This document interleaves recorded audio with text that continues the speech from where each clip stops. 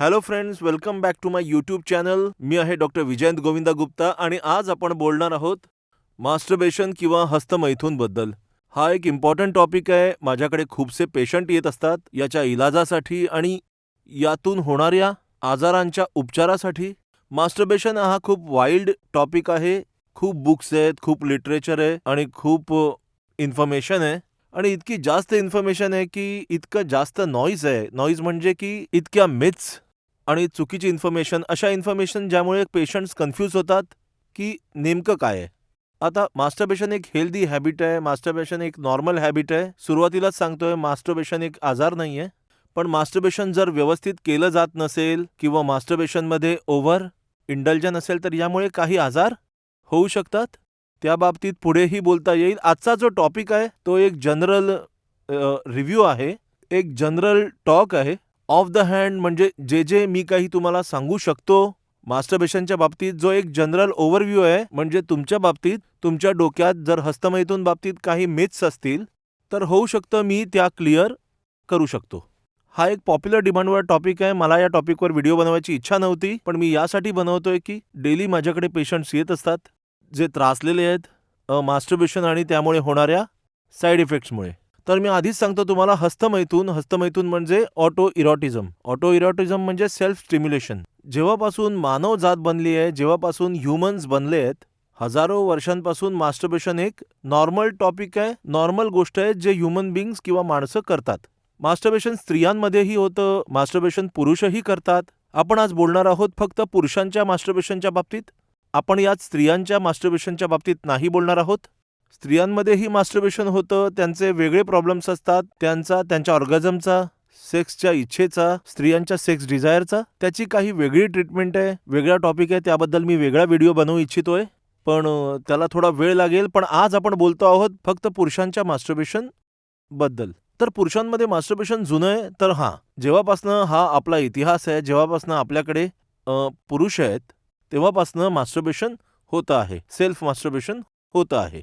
तर काय मास्टरबेशन जे असतं ते खरंच चुकीचं असतं? हे बघा, मास्टरबेशनला आपल्या इंडियन सोसायटीमध्ये एक खूप इम्पॉर्टंट दर्जा दिलेला आहे. कारण आपल्याकडे जे वीर्य आहे किंवा जे शुक्राणू आहेत त्याला धातू, त्याला शुक्र धातू म्हणजे त्याला एक खूपच इम्पॉर्टंट लाईफ सोर्स किंवा शरीराच्या ऊर्जेच्या रूपात दाखवलं गेलंय. ही थिअरी आहे आपल्या इथे की रक्ताच्या फिल्टरेशनमुळे किंवा खूपशा एनर्जीमुळे एक थेंब वीर्य बनतं आणि या वीर्यामुळे पूर्णच्या पूर्ण सृष्टी बनली आहे. तर हे वीर्य खूप शक्तिशाली आहे आणि जर हे वीर्य तुम्ही तुमच्या जर शरीरातून काढून टाकलं, या वीर्याचा शरीरातून व्यय केला, तर त्यामुळे तुम्हाला आजार व्हायला सुरुवात होईल. यावर एक कॉन्सेप्ट आहे धातू सिंड्रॉम किंवा धातू रोग, ज्यामध्ये मास्टरबेशन आणि त्याचे साईड इफेक्ट्स एक सब टॉपिक आहे. असे खूपसे पेशंट आहेत ज्यांना वाटतं की आमचं वीर्य जे आहे ते नाईट फॉलमध्ये निघतं, युरिनमधून निघतं, पॉटी करताना निघतं किंवा मास्टरबेशनमध्ये निघतं आणि त्यामुळे अनेक लोकांमध्ये आजार डेव्हलप होत आहेत. तर जे सगळ्यात कॉमन असे प्रश्न आहेत मास्टरबेशनच्या बाबतीत, आपण ते सॉल्व्ह करू. पहिला प्रश्न, धातू किंवा वीर्यामध्ये एवढी एनर्जी असते का की ज्याचा लॉस झाल्यामुळे शरीरामध्ये विकनेस येईल? बघा, जे शुक्राणू असतात, जे टेस्टिस असतात, आपले जे सीमन आहे, जे वीर्य आहे, ते फक्त टेस्टिसमध्ये बनत नाही. वीर्यामध्ये मल्टिपल कॉम्पोनंट्स असतात. आता वीर्य जे बनतं, काही पार्ट टेस्टिसमध्ये बनतं, काही पार्ट प्रोस्टेटमध्ये बनतं, काही पार्ट जे एक्सेसरी सेक्स ऑर्गन्स आहेत बॉडीमध्ये त्यामध्ये बनतं. आणि जेव्हा सेक्स्युअल स्टिम्युलेशन होतं त्यावेळी ते सगळंच्या सगळं एकत्र येऊन वीर्याच्या रूपात बाहेर डिस्चार्ज होतं. तर डेफिनेटली जर वीर्याचा डिस्चार्ज आहे तर वीर्यासाठी बॉडीला बरेच परिश्रम घ्यावे लागतात. पण वीर्य एक कंटिन्युअस प्रोसेस आहे. वीर्य आहे जे शरीरात कंटिन्युअस बनत असतं आणि आपल्या शरीरात वीर्याला स्टोअर करण्याची लिमिटेड कॅपॅसिटी आहे. जशी पॉटी आहे, जशी लघवी आहे, आपल्या शरीरात जर जास्त बनली तर आपल्याला ती डिस्चार्ज करावीच लागते. त्याच प्रकारे वीर्य आहे. जर वीर्य बनेल तर 15 किंवा 16 ml नंतर ते वीर्य लीक व्हायला सुरुवात होईल. जर तुम्ही त्याला हाताने काढला तर मास्टरबेशन करावं लागेल. जर हाताने काढलं नाही तर नाईट फॉलच्या रूपाने किंवा पॉटीच्या वेळी ते तुमच्या बॉडीतून बाहेर येणारच येणार. तर पहिली गोष्ट ही आहे की वीर्याचं स्खलन गरजेचं आहे. वीर्याचं स्खलन होणारच होणार. जर मास्टरबेशन करून काढलं गेलं तर त्यात कुठलीच हानी नाहीये. दुसरं असं असतं की तुम्ही जर मास्टरबेशन करून हे वीर्य बाहेर काढलात तर आपल्या बॉडीमध्ये वीकनेस निर्माण होऊ शकतं का? नाही. मास्टरबेशन एक हेल्दी हॅबिट आहे. मास्टरबेशन केल्याने हानी होत नाही.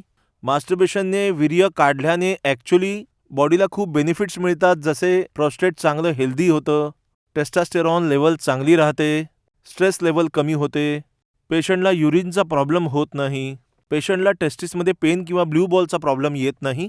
पण मास्टरबेशन काही परिस्थितीत पेशंटसाठी प्रॉब्लेमॅटिक होऊ शकतं.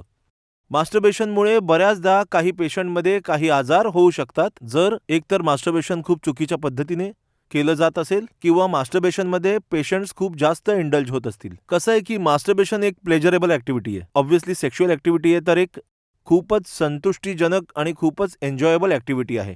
तर जी यंग एजमध्ये मुलं असतात, जेव्हा त्यांना रिअलाईज होतं की मास्टरबेशन जे ते करतायत ते त्यात इतके विलीन होतात, ते त्यामध्ये इतके इन्व्हॉल्व होऊन जातात की त्या मास्टरबेशनची काही सीमाच राहत नाही. दिवसातून 2दा, दिवसातून 3दा, दिवसातून 4दा, दररोज. मग जर तुमचं मास्टरबेशन एका लिमिटच्या वर असेल, मग त्यात नेक्स्ट क्वेश्चन आहे की किती फ्रिक्वेन्सी नॉर्मल आहे?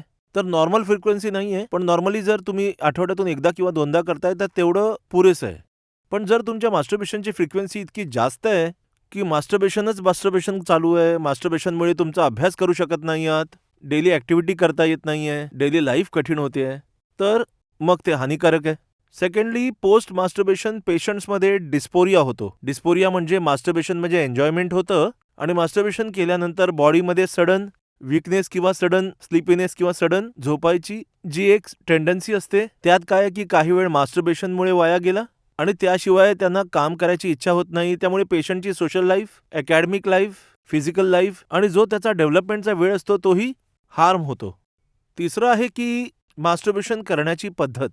नॉर्मली जे यंग मेल्स असतात त्यांच्यात मास्टरबेशनची कन्व्हेन्शनल एक जी पद्धत आहे, त्या व्यतिरिक्त एकतर घासतात किंवा बिछाण्यावर उलटं झोपून करतात किंवा चुकीच्या पद्धतीने करतात. त्यानेही बऱ्याचदा पेनिसचा ग्रोथ थांबण्यामध्ये एक रिस्क असते, पेनिस लूज होण्याची रिस्क असते, पेनिसमध्ये इरेक्टाईल प्रॉब्लेम होण्याची शक्यता असते, पेनिसमध्ये प्रीमॅच्युअर इजॅक्युलेशन होण्याची शक्यता असते. जेव्हा तुम्ही मास्टरबेशन करता, तुमचं जे काही स्टिम्युलेशन आहे ते तुमच्या डोक्यात किंवा सायकॅट्रिक स्टिम्युलेशन आहे. तुम्हाला जे एक सेक्ससाठी फिजिकल स्टिम्युलेशन आहे, पेनिसचं स्टिम्युलेशन आहे, ते डेव्हलप होतच नाही.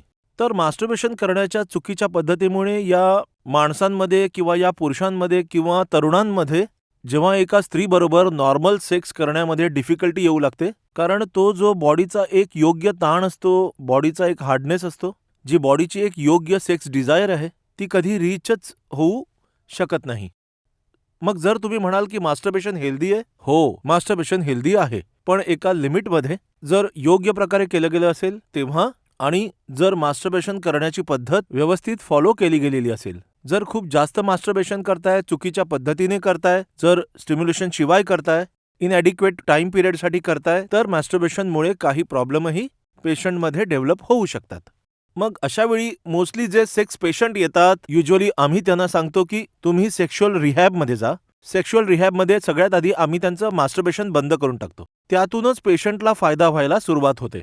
माझ्या पुढच्या व्हिडिओजमध्ये आपण डिस्कस करू की मास्टरबेशन आणि इरेक्टाईल डिस्फंक्शन, मास्टरबेशन आणि प्रीमॅच्युअर इजॅक्युलेशन, मास्टरबेशन आणि वीकनेस, आणि या सगळ्याच बाबतीत आपण बोलू. पण आजच्यासाठी एवढंच आहे. आणि आता माझ्या मते या व्हिडिओतून तुम्हाला जो योग्य मेसेज मिळायला हवा तो हा आहे की मास्टरबेशन हेल्दी आहे, पण लिमिटमध्ये करा, प्रॉपरली करा.